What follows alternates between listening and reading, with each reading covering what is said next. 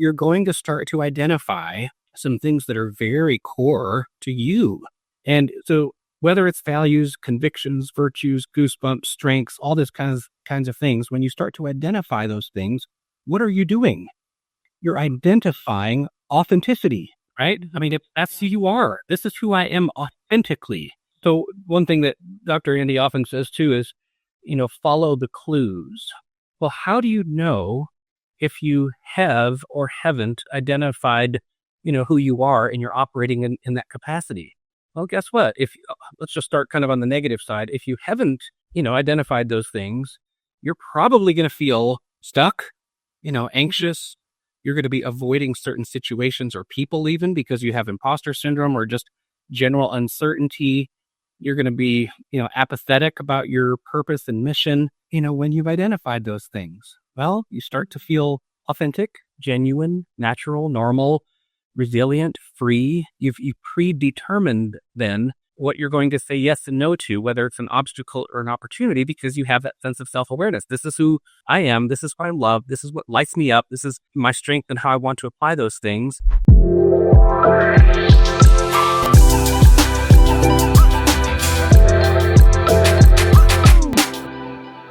Hello, everyone. Today's episode is with intention to explore how identity precedes purpose, how self-awareness reshapes leadership, and how discipline and clarity create long-term resilience in business, in parenthood, and in life.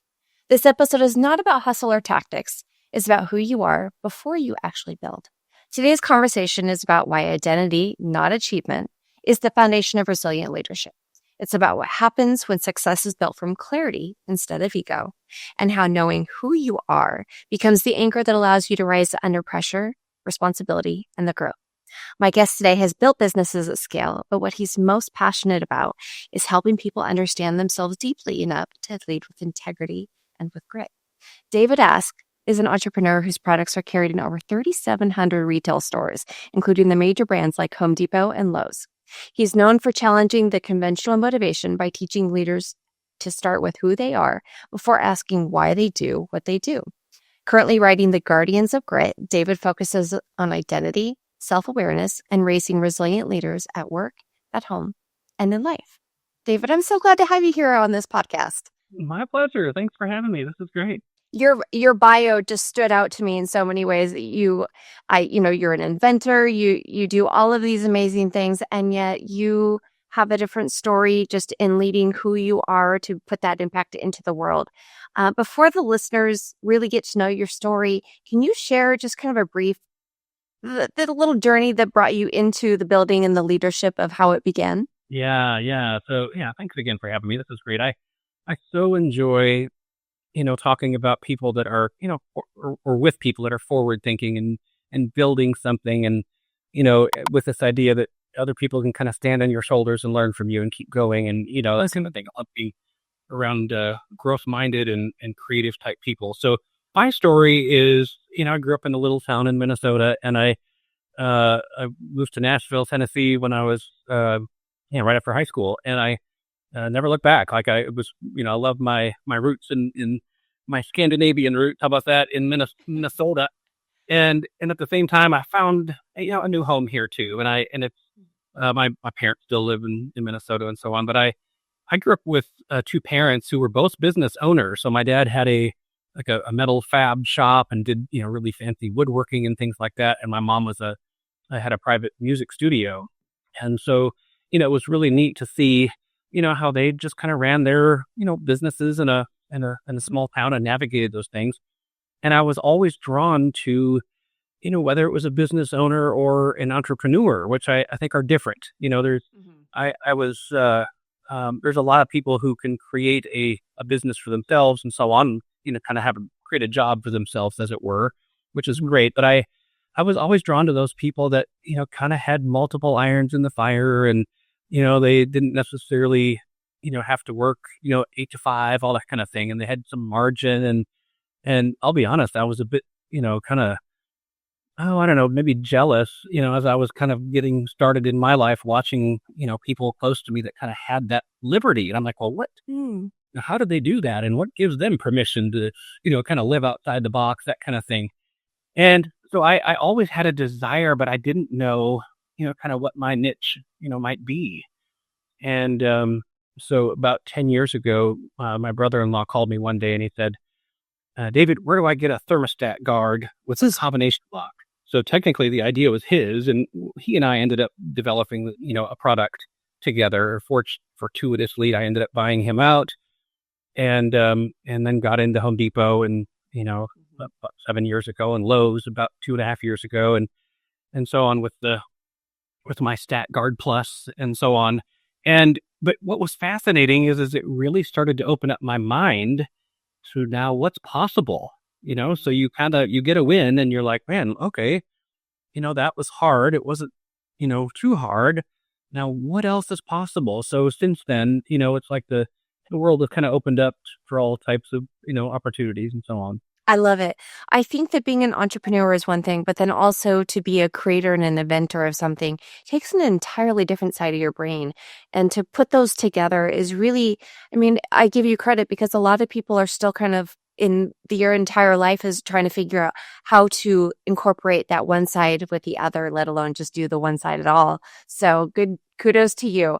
I have to ask you, when you were doing all that building from the ground up, was there something that stood out to you about who you were that said, I can do both? Was there something that said that I know what I'm doing, or did you have to kind of find it along the way?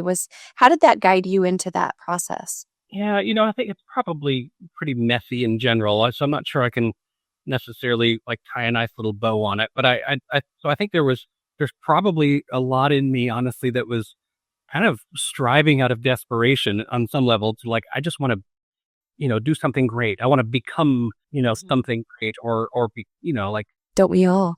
Yeah. It's like, so I think there was something in me that was like, man, I just want to leave a big dent. I want to, do something extravagant and something that looks like something and be somebody, and I think I was looking to accomplishing something, in order to be somebody that the world, those around me might applaud.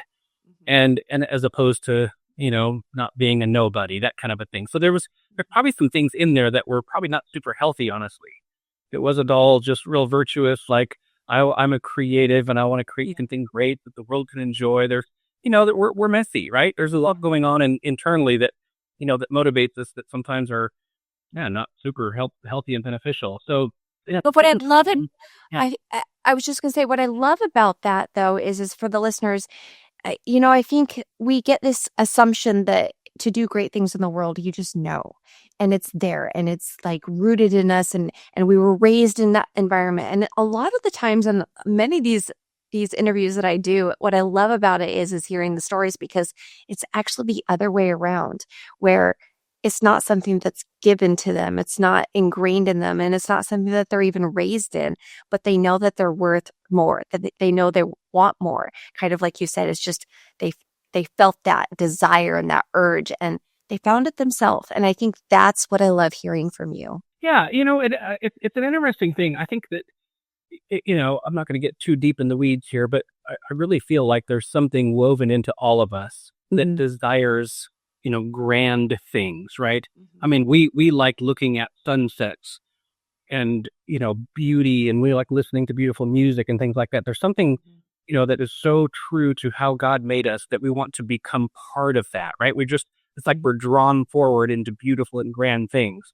So I think that as far as our nature goes, I think it's there, but I think quite often, it's covered up by some stuff that, whether that's imposter syndrome or fear or, some hurts or things like that we just have to navigate. And I think that largely, my ability to kind of keep going is I've just been surrounded by people who helped me a lot and helped me see myself in, different ways and different capacities, and those who encouraged me on the way and that kind of thing. Yes, I have desires and, I really want to hit it out of the park, but there's no way, that I would have had any modicum of success, as it were, if I didn't have a lot of awesome people around me to help me. You mentioned people, but you often say that you never start with why, you start with who. What led you to that realization? I know you mentioned there was somebody named Dr. Andy Garrett. He introduced you to yourself in that. Maybe you could share a little bit about that with us. Yeah. I love talking about this. So Yeah. When I joined IFI Mastermind, Dr. Andy was joined my group just shortly after that, and it was interesting. To use your phrase there, I feel like he introduced me to myself, and so he started, kind of. There's a lot of words that we use, whether it's identity or authenticity or even grit and resilience and stuff that honestly can be a little woo-hoo, or whatever that word is. It's kind of these lofty ideas. And he really started to kind of distill or break these things down into things that were very practical. So for instance, like the word identity, what does that really mean? How do you And, apply it, right? and how do you apply that? Quite often, and this is my story, is I thought that identity was something that was achieved, that I had to just really bear down and try hard and be a superhero of sorts and do all these things in order to become, something that others might validate. And what's fascinating is, I started kind of going through some of his coursework and so on. And he basically broke it down like this. What is it that makes up a person? And when you start to identify, right, the word identity, you start to identify all of those things that make you, right? This idea of self-awareness. Well, we talk about things like values. Well, there's a hierarchy of things that rise to the top. If I say the word values and what do you value the most, Mairin, yours will be different, right? The top five that are, rise up for you are different than my top five. Absolutely. And virtues, right? This idea of what type of an impact or debt in the universe do I want to have, right? Well, that's going to be different for you and me. And what about convictions, right? That's different than a value and a virtue. A conviction is, what do I believe is right and wrong? And, there's some deeper, religious or philosophical questions that you just, if someone asks you the right questions and the right progression, you can start to identify, right? The word identity. Who am I and who am I not? And you couple that with things like strengths. And I like to say, I stole this from a Nissan commercial, but what gives your goosebumps? It's like, well, that's all different for all of us. And of course, then there's some stuff that it's hard to put a language around. For instance, if you say, well, what is it that breaks your heart? My buddy Quentin Hafner wrote a book called Go Next Level, and he talks a lot about, kind of identifying some of that stuff, like your purpose and mission and why. Like, what breaks your heart? What is it that, causes your energy just to, fly off the chain like rides and things like that. And here's another curveball, and this is nothing new, but one of the exercises that I did with Dr. Andy was to write a eulogy, write my own eulogy, but based on the perspective of, people around me. Like, Melissa and I have been married 26 years, and, what do I want my wife to say about me? Well, if you do that exercise, and it's really hard, by the way, like it's super emotional, and guess what? Yeah. You're going to start to identify some things that are very core to you. And so whether it's values, convictions, virtues, goosebumps, strengths, all this kinds of things, when you start to identify those things, what are you doing? You're identifying authenticity, right? I mean, if that's who you are, this is who I am authentically. So one thing that Dr. Andy often says too is, follow the clues. Well, how do you know if you have or haven't identified, who you are and you're operating in that capacity? Well, guess what? Let's just start kind of on the negative side. If you haven't, identified those things, you're probably going to feel stuck, anxious. You're going to be avoiding certain situations or people even because you have imposter syndrome or just general uncertainty. You're going to be, apathetic about your purpose and mission. Well, how do you know that, when you've identified those things? Well, you start to feel authentic, genuine, natural, normal, resilient, free. You've predetermined then what you're going to say yes and no to, whether it's an obstacle or an opportunity, because you have that sense of self-awareness. This is who I am. This is what I love. This is what lights me up. This is my strength and how I want to apply those things. And these are the things that don't. So your yes becomes much more clear and quick.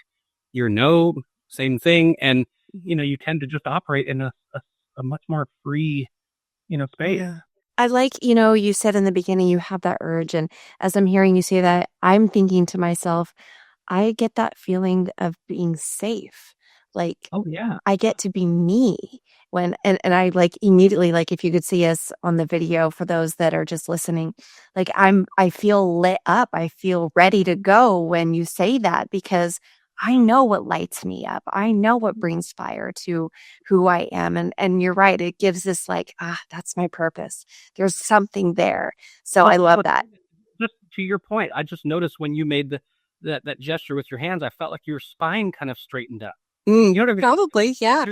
Like you kind of shot up in your chair. And I think there's something so physical, right? Our mind, body, and spirit are so marbled together. You cannot separate them, nor should you try.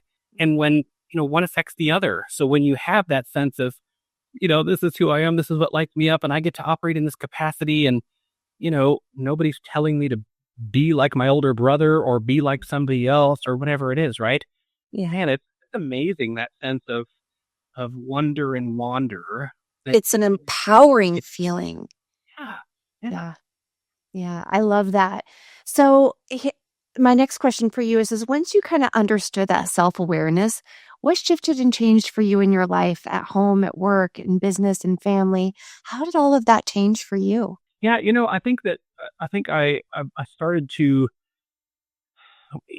probably this idea of extrinsic versus intrinsic motivation really started to shift. So, instead of looking outwardly at hopefully accomplishing something and mattering more and all that kind of nonsense, it really started to dial inward. And what did like for instance the word authenticity? Where do we get that word? It comes from the word author, right? We didn't make us, right? So this might sound a little philosophical or religious even, but it's quite practical. So we didn't choose our skin color. That's a popular one, right? Or our eye color, our taste buds, and various things. And you mentioned earlier you have 2 sons. Well, when your boys were little, I'm talking weeks old, you could sense their little essence, very quickly. And of course, months and early years, like they're so different than their sibling. Children come out of the gate very hardwired. And we like to think, that we're choosing all of these things. Well, we get to choose what we do with what we've been given. Everything from what family we're born into, what space, time, and history and country and all those things. But what's really interesting is even our own personalities. We don't choose that. But we very hardwired. There's to our own stories, right? Well, you get to so there's a pen on the page, right? You get agency and autonomy, so you get to choose what you do with what you've been given. But there's so much that is not chosen. You get to identify, the way you were made, right? Because I didn't make me. Correct. And so there's some freedom then in identifying, who I am uniquely, and then operating in that capacity. So, kind of back to your question, what really shifted for me was, it's like I stopped trying so hard. I was like, wow, I am made in the image of God, and so is everybody else around me. And I get to operate, inside of, this beautiful world, and acknowledge that everybody from the homeless man on the corner to my kids to you is just made, in such wonderful fashion. And it's like I quit trying so hard, and the world became more of a curious place as opposed to, a space where I had to white knuckle it and become somebody. I love that. Wow. Yeah. You talk about defining that plumb line. What does that mean in practice, and how does it help leaders to stay steady under pressure? Oh, yeah. So, oftentimes, we think of, like this idea of true north, like, okay, I'm heading true north. I know where I'm going, that kind of thing. So another Dr. Andy thing is he explains the difference between magnetic north and true north. So, magnetic north is like, that of a compass, right?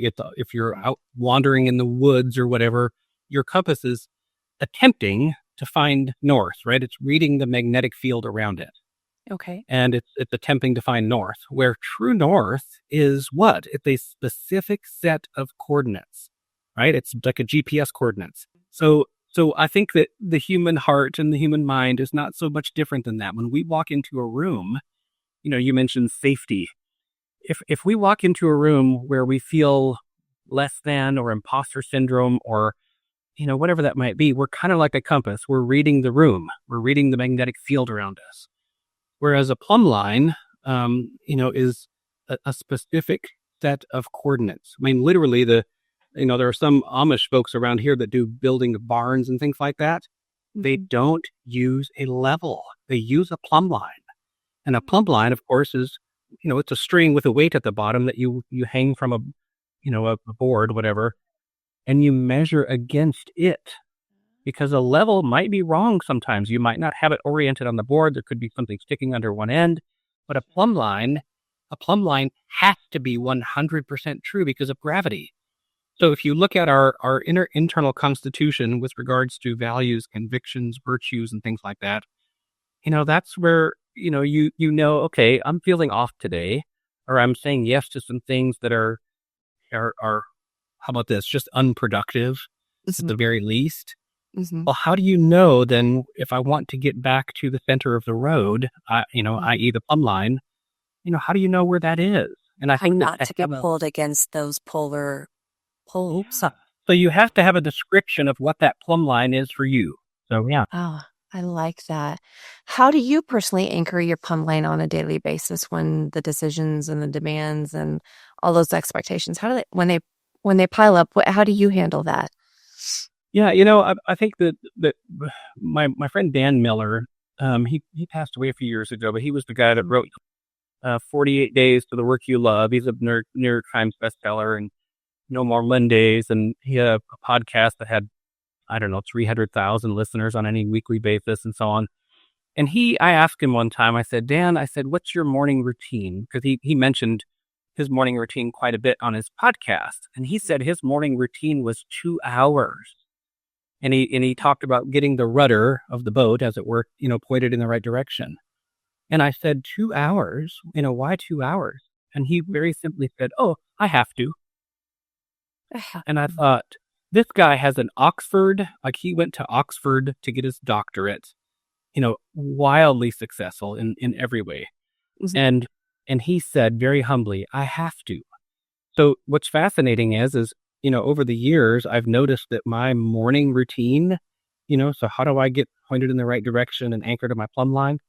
Well, I'm a man of faith, so I read God's word every morning. I journal. There's a Stanford exercise, by the way, that if you journal about your core values, there is something that happens psychologically that is so grounding. And so quite often I'll pick one of my top core values and just journal about it and write about it. And it's like it galvanizes, that deepest, we talk about core values, right? It's my core. What does my core happen to value most of all in this life? Maybe the one line that keeps you grounded. Yeah. So those are some exercises, like that. And usually like this morning, I went out on the Greenway and walked a few miles and listened to some good music and so on. But that's kind of usually how I start my day. And if I feel like I'm getting, off in the ditch, which, we're always course correcting. I mean, that's all part of it. That's why we have words like resilience and grits and so on. Every single day, all day, we're constantly course correcting, like a jet going from LA to New York. And so, quite often it's pause, right? Tap the brake. Sometimes if I'm getting really squirrely, I'll call a friend and be like, hey, I'm actually feeling like I'm just losing my mind today. You got a few minutes? And then we just, talk through it. I love how aware you are, but yet, when most people think aware, I think that they find that it's this deep thing that they necessarily don't know how to handle. But in ourselves, we actually really do. And I really loved the idea of you suggesting writing your core values. I'm actually going to try that tomorrow because as much as I like to journal, sometimes you sit there and you think, well, what do you journal and write about? So you write about your day and, sometimes it hits home. But I love how you just start writing about what you believe and it just naturally flows and it comes out in such a way. And that's really that awareness of who you are. That's great. Yeah. So yesterday morning, by the way, as an example, so yes, there are all types of different journaling exercises that can be, fun and helpful, or just be, you do it for just the joy of it. Yesterday morning, my number 2 core value is inspiration. But for that word means to breathe life into. So what's fascinating is for me is I feel, not only do I like to breathe life into other people, right? But I really appreciate it when someone, validates the greatness they see in me, so I wrote about not only this idea of an outward focus, and how I love to encourage and shine a spotlight on beautiful things in other people, but it means a lot. And there were two people yesterday who actually reached out to me just to encourage me, and I was like, man, that what meant the world. Like we need that. Yes, we have autonomy and agency, but guess what? Identity and authenticity is not formed in and of ourselves.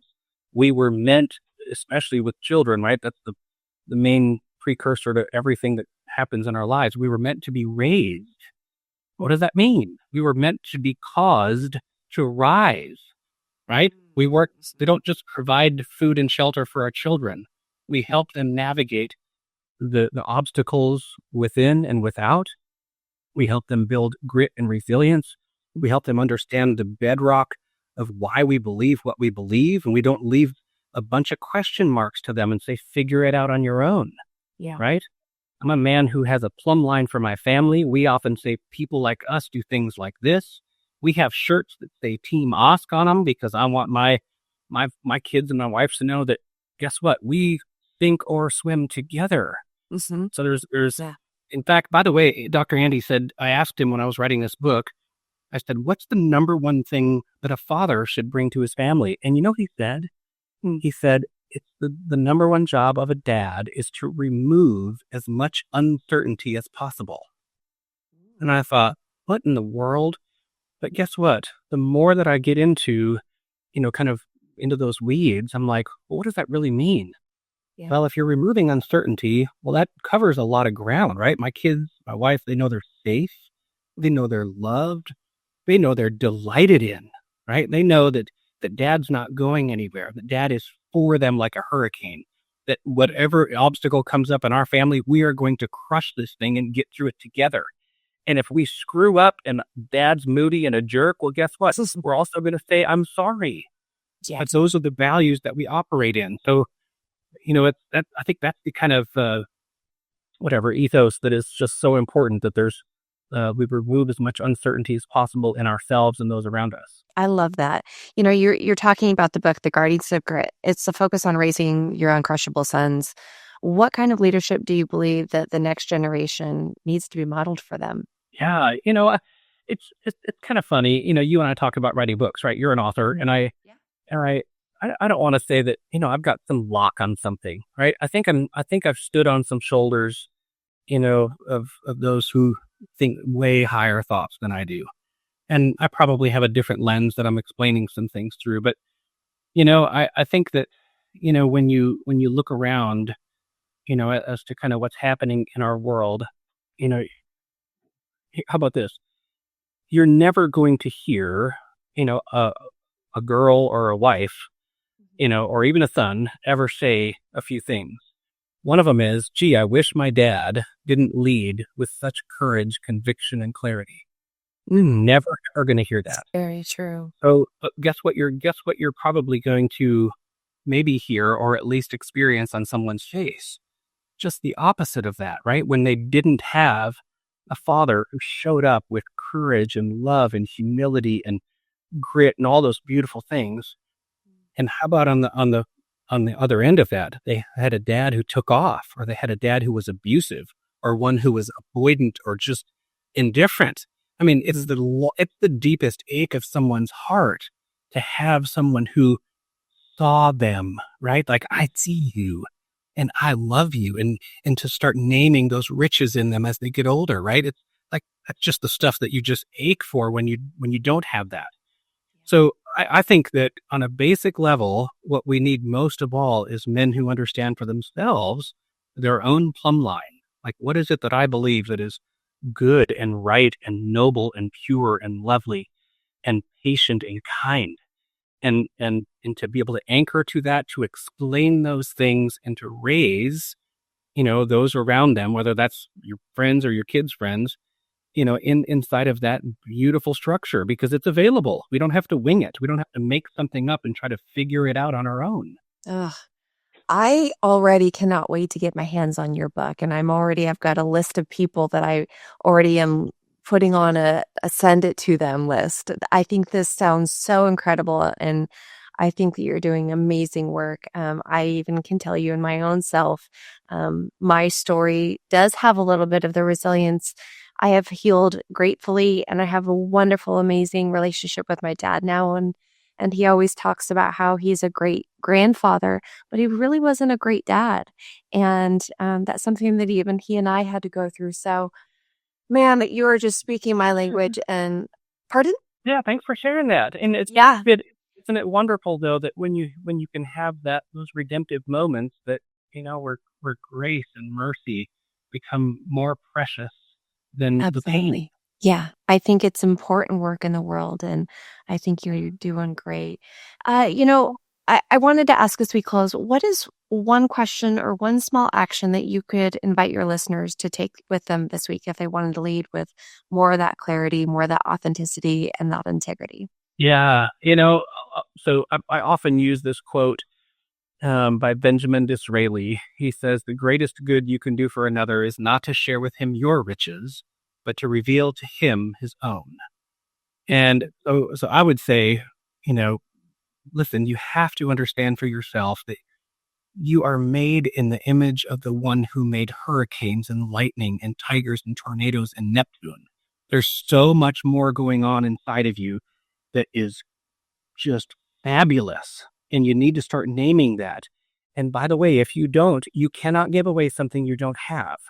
So you need to understand these things for yourself so that you have something to give away, especially to your wife and kids, right? I'm kind of speaking to the dads there, right? It's like, man, anchor to those things inside of you that are good and eternal, and then give that away like you're made of it, and watch what happens. Your life is going to get so much more intentional and fulfilling and mission driven, and the relationships that you have around you are going to grow exponentially. David, that's so good. I have chills. As somebody who has 2 sons and a husband, and just I have amazing men in my life, and I'm grateful. I'm just so grateful for you to be here to share this with everybody else that, Thank you. I think we all could use a little bit of it. For listeners who want to explore more of your work and to connect with you and follow what you're building, what's the best place that they can connect with you? You know what? How about this? I recorded in music I mentioned earlier. It's just so near and dear to my heart. I recorded the song by Journey, Open Arms, so that I actually did it in English and Italian. And so I like to give people goosebumps, and in whatever capacity. So I would say, if you go to David Ask, my last name is spelled like ask, but it's pronounced Ask, davidaskmusic.com.